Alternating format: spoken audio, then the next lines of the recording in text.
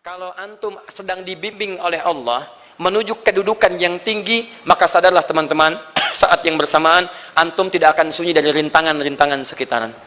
Catat itu baik-baik. Anda kedudukan biasa, naik luar biasa, maka hambatannya itu akan semakin meningkat, tidak sama dengan sebelumnya. Anda orang kecil, diuji dengan ujian kecil. Anda orang menengah, diuji dengan ujian menengah. Anda kedudukan yang tinggi, maka akan diuji dengan kedudukan yang lebih tinggi lagi. Maaf, Allah tidak akan menguji dedaunan dengan angin yang menerpa akar. Pasti berbeda. Karena angin ketika kedudukan semakin tinggi, maka angin semakin kencang akan menerjangnya. Yuk kita turunkan. Jenis ujiannya bisa 3. Perhatikan baik-baik. Sini. Kedudukan bersanding dengan ujian. Kalau rumus fisikanya, F berbanding lurus dengan P. Gaya berbanding lurus dengan tekanan. Jadi kalau antum misalnya, rumus asalnya F1 sama dengan F2. Gaya gerak sama dengan gaya torong. Kalau dikembangkan ke sini, tenaga kecil begini, maka yang bunyi kecil. Kalau besar, semakin besar lagi. Nah, memahami rumus ini, F sama dengan P. F berbanding lurus dengan tekanan. Ada gaya tekanan juga yang cukup kuat. Ketika antum pukul kencang, suara kencang. Tapi ini lebih sakit kan? Tekanannya lebih kuat. Itu agak berbeda. Itu dalam persepsi positif. Dalam persepsi negatif juga bisa. Gaya berbanding lurus dengan tekanan. Semakin orang banyak gaya, semakin tertekan hidupnya. Ya? Tanya. Sekarang lihat sini. Rumus ini kalau kita turunkan lewat ayat, am hasibtum an tadkhulul jannata. Apakah Anda akan duga begitu mudah masuk surga? Walamma ya'tikum matalul ladzina khalau min qablikum. Sementara Allah belum menguji Anda seperti orang dulu yang dijamin surga mendapati ujian. Apa jenis ujiannya? Ini manhaj hidup kita dan kita berhenti di sini. Maaf, saya mungkin hanya 5 ayat dulu untuk hari ini ya. Massathumul ba'sa. Ujian pertama disebut dengan ba'sun. Jamaknya ba'sa. Ba'sa. Ini masih ringan. Misal, jarang ke masjid, sekarang mulai ke masjid. Begitu antum ke masjid, Allah kasih ujian. Sesuai dengan kadar niat antum. Kasih hujan gerimis. Ke masjid gak? Itu ba'sun. Begitu antum ke masjid, orang Arab katakan, nazil matar. Turun hujan. La ba's, la ba'sa, la ba'sa. Gak ada masalah. La ba'sa. Tidak ada masalah. Serap ke dalam bahasa Indonesia, lewat. Labas. Labas, lewat. Ringan. Berarti, kalau antum diuji dengan yang ringan, maka antum kadarnya masih ringan, akan dinaikkan kepada yang menengah.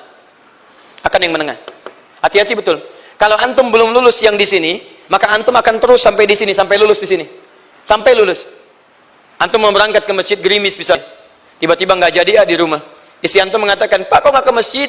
Hujan mah, kan cuman gerimis, takut teriak, Masya Allah." Padahal antum misalnya belum kuat untuk berangkat. Maka antum akan terus diuji di sini. Lihat rumusnya, Quran surah kedua ayat 286. La yukallifullahu nafsan illa. Allah tidak akan pernah menguji seorang hamba di luar kadar kemampuannya. Jadi kalau antum masih ujian yang ringan, antum diberikan yang ringan. Antum naik menengah, diberikan yang menengah. Antum naik lagi level tinggi, diberikan ujian yang berat. Menengahnya disebut dengan darrun. Waddarra, dari ba'sun jadi darrun. Jama'nya darra. Sudah menyakiti fisik. Kena fisik. Sudah melukai. Hujannya makin deras. Ya. Kalau dalam kehidupan, yang ini mungkin celaan biasa. Duh, sudah berubah ya. Masya Allah.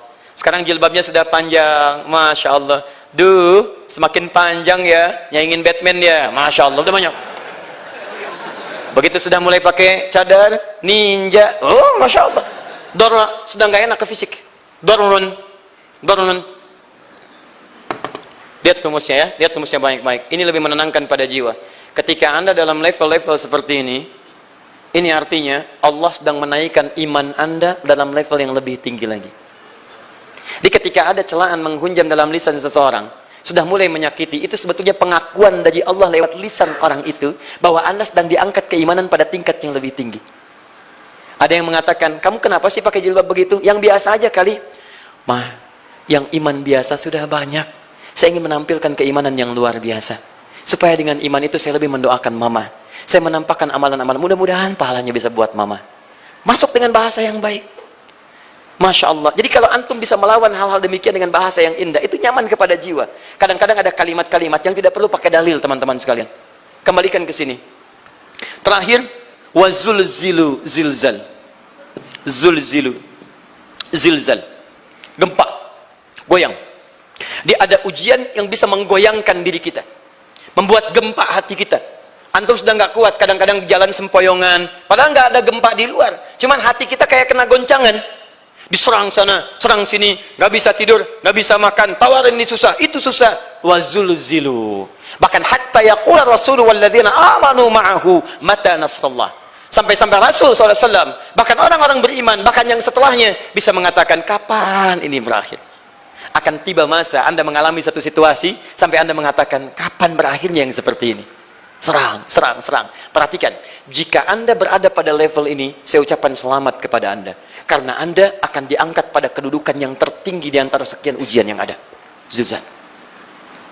Artinya Allah akan naikkan Anda pada derajat yang tinggi. Karena hukum ujian tadi, la yukallifullahu nafsan illa wus'aha. Allah nggak akan menguji seorang hamba di luar batas kemampuannya. Jadi kalau Anda sudah dipandang oleh Allah siap menerima yang ini, maka Anda akan diberikan zilzal. Kalau Anda nggak mampu, Anda hanya akan diberikan darra atau ba'sun. Dimohon maaf, kalau di antara jamaah yang hadir saat ini, Anda merasa sedang punya masalah yang berat, membuat hati Anda goyah, saya ucapkan pada Anda, dari sekian hamba Allah yang ada di muka bumi, cuman Anda yang diberikan itu. Artinya Allah akan mengangkat derajat Anda. Ayo bahagia. Dan yakinlah, bukan orang lain yang dititipkan, Anda yang diberikan. Allah percaya pada Anda, kenapa Anda tidak yakin? Bukan orang lain. Jadi mustahil Allah memberikan ujian berat kalau Anda nggak sanggup. Karena cuma Anda yang sanggup, Anda yang dikasih. Makanya jangan mengeluh. Jangan katakan, ya Allah, kenapa saya, Allah? Why me? Kata Allah, why not? Kamu yang bisa. Yang lain tidak. Dan tanpa harus Anda menuliskan status. Memang cuma saya yang sanggup. Oh, Masya Allah. Gak usah. Sadari.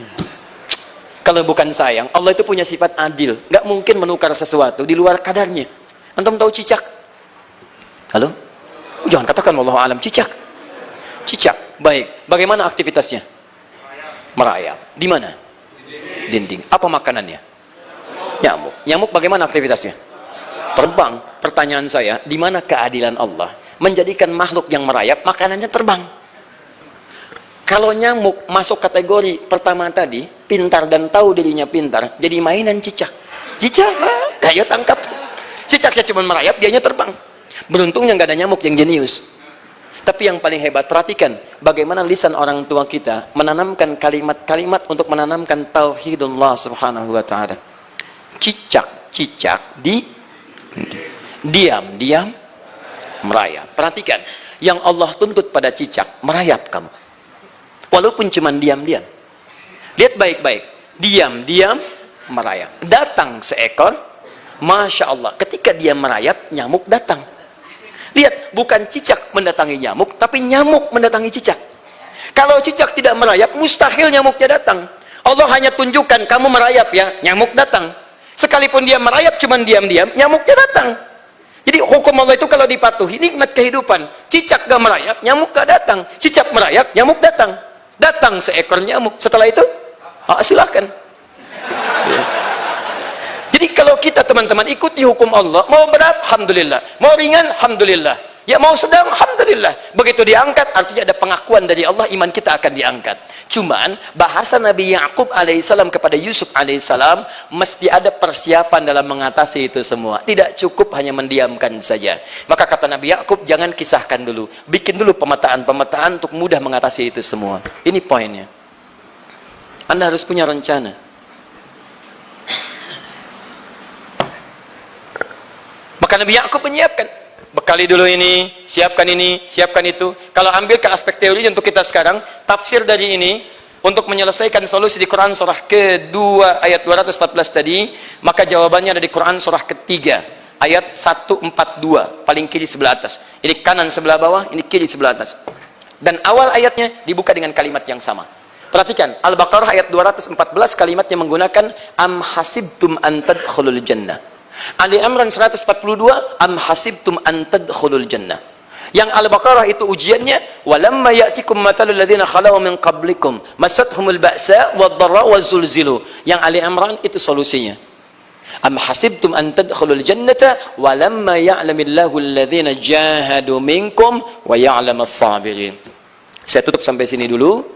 Teman-teman perhatikan, walamma, sedangkan Allah ya'lamillahu alladhina jahadu minkum, belum melihat kesungguhan Anda untuk mengatasi berbagai persoalan kehidupan itu. Kalimat jahadu, akar katanya dari kata al-juhdu, serius, sungguh-sungguh. Jadi kalau persoalan Anda ingin segera selesai, Anda mesti serius. Hei yang sedang kuliah, kalau mau cepat selesai kuliahnya, serius belajarnya, pahami dengan baik. Kalau Anda nggak pernah serius, bagaimana bisa menyelesaikan pelajaran dengan baik? Hei yang sedang berumah tangga, kalau ingin baik rumah tangganya, serius dalam berumah tangga, keluarkan hukum-hukum Allah, terapkan dalam kehidupan rumah tangga, Anda akan mendapatkan manfaatnya. Hei yang sedang berbisnis, serius dengan pekerjaan, karena hanya orang serius yang bisa menghasilkan kekayaan-kekayaan yang terbaik.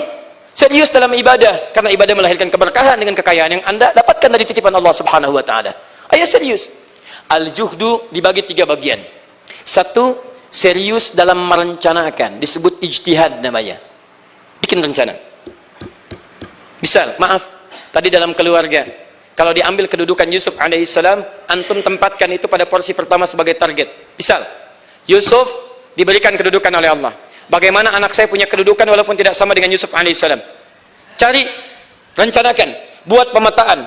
Di masa depan anak saya mesti punya kedudukan. Apa? Kalau dalam kedokteran, kedudukan dokter yang terbaik. Kalau dalam bisnis, pengusaha yang terbaik. Misal, kalau dalam pemerintahan, jangan tanggung-tanggung, jadi presiden, jadi itu. Anda turunkan kemudian pendidikannya dari situ. Ijtihad direncanakan. Masuknya lewat sini, lewat sini, lewat sini, lewat sini. Seperti kemudian, maaf, Hannah dengan Imran, rahimahumullah, merencanakan hasil yang terbaik untuk Maryam, bahkan sejak dalam kandungan. Quran surah ketiga Ali Imran dari ayat 35 sampai 37, paling kiri pertengahan sampai bawah. Idz qalat imra'atu Imran rabbi inni nazartu, bahkan nazartu ma fi batni muharrara, saya bernazar anak saya yang lahir ini akan punya kedudukan dekat dengan Allah Subhanahu wa taala. Di sejak bayi direncanakan mau jadi apa. Setelah itu apa? Jihad itu kesungguhan dalam mempraktekkan, mengaktualisasikan konsep yang sudah dibuat. Jangan sampai cuma berdoa, tapi doanya tidak disandingkan dengan ikhtiar, nggak nyambung. Makanya ketika lahir, ada jihad dengan doa. Falamma wada'at saqalat rabbi inni wada'tuha untha, ayat 36-nya. Wallahu a'lamu bima wada'at wa laysa dzakaru kal untha. Lihat, wa inni sammaituha Maryam wa inni u'idzuha bika wa dzurriyyataha minasyaitonir rajim. Doa. Setelah berdoa apa? Teruskan. Bagian akhirnya ayat 37-nya. Maaf teman-teman, tidak cukup dengan doa. Karena Maryam masih dekat dengan Allah, punya kedudukan, dia mesti dirawat oleh orang yang paling soleh. Cari Nabi Zakaria, orang soleh, mesti merawat. Tempatnya mesti netral dari keburukan, bikin mihrab. Jadi tempat dibuatkan, orang soleh merawat, doa dipanjatkan, doa berbanding lurus dengan ikhtiar. Apa yang terjadi? Ayat 37-nya. Fataqabbalaha rabbuha biqabulin hasanin wa ambataha nabatan hasana. Maka Allah Subhanahu wa taala menerima usaha orang tua ini. Doanya diterima, ikhtiarnya diterima. Jadi kalau antum mengambil ayat tadi, diterapkan dalam kehidupan, rencanakan teman-teman sekalian. Anak mau sekolah di mana? Mau jadi apa? Turunkan ke bawahnya. Oh, dia mau jadi dokter yang hafal Quran, turunkan. Pendidikannya di sini sampai paling kecilnya. Siapa gurunya yang dekat dengan Allah? Sekolahnya yang menjauhkan dari hal-hal keburukan. Sampai satpamnya soleh, security-nya soleh, koperasinya orang-orang soleh, gurunya orang-orang soleh. Hadirkan. Kalau ikhtiarnya sudah nyambung dengan doa, maka fataqabbalallah. Taqabbalaha rabbuha. Diterima Maryam, antum diterima. Jadi kadang-kadang yang nggak nyambung nih begini, doanya nggak nyambung dengan ikhtiar, itu masalahnya. Ya Allah, mohon ya Rabb, jadikan anak saya rajin sholat, hafal Al-Quran, tapi ditempatkan di sekolah yang tidak pernah mengajarkan sholat, nggak nyambung. Ditempatkan di tempat yang tidak pernah mengajarkan Quran, tidak nyambung. Nggak ada kesamaan di situ. Maka Nabi Ya'qub alaihissalam memberikan gambaran kepada anaknya, nak, kamu akan punya kedudukan begini, hati-hati, setiap ada kedudukan akan ada rintangan, kamu harus punya rencana untuk merencanakan solusi-solusi terbaik untuk itu. Kemudian yang terakhir, ini yang paling hebat, mujahadah, perjuangan melawan emosi.